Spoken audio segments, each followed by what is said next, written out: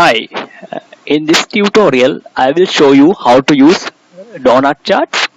The same time how to show the percentage values in the donut chart. So first I will import an already existing Excel sheet. So vehicle profit information Excel sheet is the Excel sheet that I'm going to import. So in this Excel sheet there are actually three columns, as you can see: year, profit, product and profit. So I'm going to load it.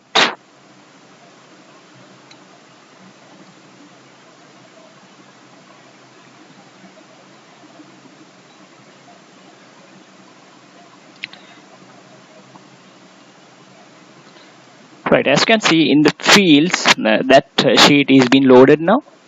So now I'm going to insert a donut chart to my worksheet. Here it is. So now I'm going to drag product to that. Then I'm going to drag the profit. Right. So I'll enlarge it a bit.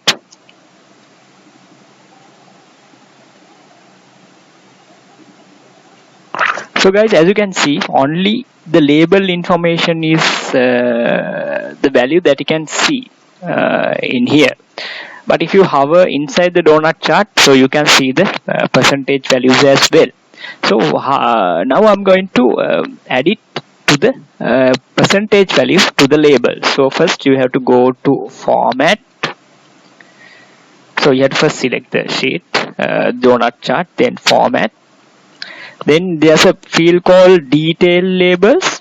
So there in the label style you can select how the label values needs to be displayed. So I'll select the category and percentage total. So as you can see now, the label value bike, the product, and the percentage value from the total will be displayed as a label. So that is how we should use the donut chart to show the percentage values. And thanks for watching my video, and please keep in touch. Thank you.